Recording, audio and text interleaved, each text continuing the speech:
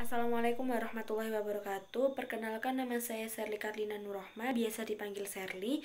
Saya dari kelas 12 IPA F, nomor absen 30. Silakan dilihat. Perlindungan dan penegakan hukum. Menurut Andi Hamzah, perlindungan hukum dimaknai sebagai daya upaya yang dilakukan secara sadar oleh setiap orang, baik lembaga pemerintah dan swasta, yang bertujuan untuk mengusahakan pengamanan, penguasaan, dan pemenuhan kesejahteraan hidup yang ada pada hak-hak asasi yang telah ada. Makna tersebut tidak terlepas dari fungsi hukum itu sendiri, yaitu melindungi kepentingan manusia. Dan menurut Simanjuntak, mengartikan perlindungan hukum sebagai segala upaya pemerintah untuk menjamin kepastian hukum serta memberi perlindungan kepada warganya supaya hak-haknya terpenuhi, dan bagi yang tidak terpenuhi maka akan mendapatkan sanksi sesuai peraturan yang telah ada. Dan demikian, yang pertama, adanya perlindungan dari pemerintah untuk warga negaranya, dan yang kedua, jaminan kepastian hukum, dan yang ketiga, berkaitan dengan hak-hak warga negara, dan yang keempat, adanya sanksi hukuman bagi pihak yang melanggarnya. Proses penegakan hukum merupakan salah satu upaya untuk menjadikan hukum sebagai pedoman setiap perilaku masyarakat dan aparat-aparat dan lembaga penegak hukum. Nah, penegakan hukum itu merupakan syarat terwujudnya perlindungan hukum. Kepentingan setiap orang sendiri akan terlindungi apabila hukum tersebut itu dilaksanakan baik masyarakat ataupun aparat hukum. Pentingnya perlindungan dan penegakan hukum. Nah, perlindungan dan penegakan hukum sangat penting dilakukan karena dapat mewujudkan hal-hal berikut ini. Yang pertama yaitu ditegakkannya supremasi hukum. Semua tindakan yang dilakukan oleh warga, baik aparat pemerintah, selalu berlandaskan dengan hukum. Nah, supremasi hukum tidak akan terlaksana dengan baik jika aturan-aturan yang ada tidak diwujudkan oleh warga maupun aparat pemerintah. Dan yang kedua yaitu tegaknya keadilan. Tujuan utama hukum adalah keadilan bagi seluruh rakyat Indonesia. Nah, dari kita sendiri, kita dapat menikmati hak kita sebagai warga negara dan dapat menjalankan kewajiban kita merupakan wujud dari keadilan tersebut. Dan yang ketiga yaitu mewujudkan perdamaian di lingkungan kehidupan bermasyarakat. Nah, seluruh warga negara akan merasa terlindungi jika kehidupannya dapat damai dan dilindungi oleh hukum itu tersebut. Menjelaskan peran kepolisian, hakim, jaksa, advokat, dan KPK. Yang pertama yaitu polisi. Polisi memiliki peran aktif kepada masyarakat. Yang pertama yaitu meningkatkan keamanan dan ketertiban di masyarakat. Yang kedua yaitu memberikan perlindungan hukum. Yang ketiga yaitu polisi memberikan perlindungan, pengayoman, dan pelayanan kepada masyarakat untuk membuktikan bahwa polisi itu memiliki peran aktif untuk memberikan keamanan terhadap masyarakatnya. Yang kedua yaitu jaksa. Jaksa sendiri sudah diatur dalam UU nomor 16 tahun 2004 nomor 30.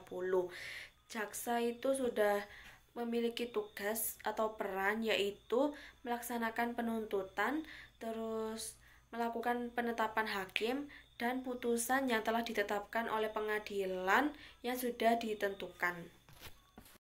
Dan yang ketiga yaitu hakim.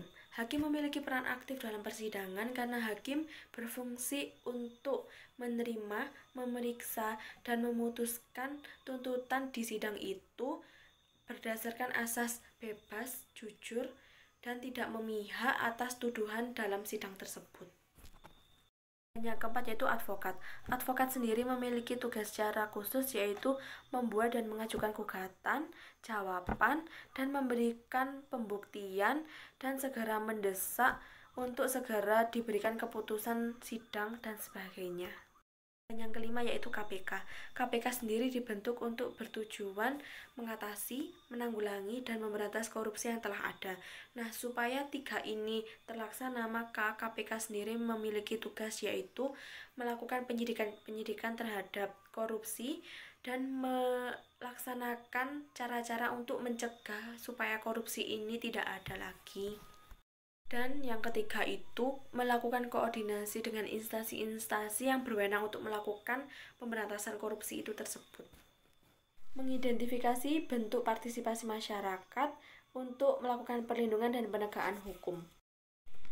Contoh perilaku di lingkungan keluarga yaitu yang pertama, mematuhi peraturan yang dibuat oleh kedua orang tua kita. Yang kedua yaitu saling menghormati, baik itu kepada orang tua atau kakak-kakak kita dan adik-adik kita semua. Dan yang ketiga yaitu ibadah tepat waktu. Dan yang keempat yaitu mentaati peraturan yang ada di rumah. Dan yang contoh kedua yaitu contoh perilaku kita di sekolah. Di sekolah pun kita tidak boleh mencontek, saling menghormati kepada guru, karyawan, staf, dan para teman-teman kita. Terus yang ketiga kita juga ibadah tepat waktu di sekolah, dan sebagainya. Dan di lingkungan masyarakat sendiri, jika untuk laki-laki kita harus rajin ronda malam, setiap jadwalnya itu kita harus datang dan saling menghormati antar tetangga, baik itu dimanapun kita berada. Terus untuk saling damai, rukun, tentram bersama warga-warganya.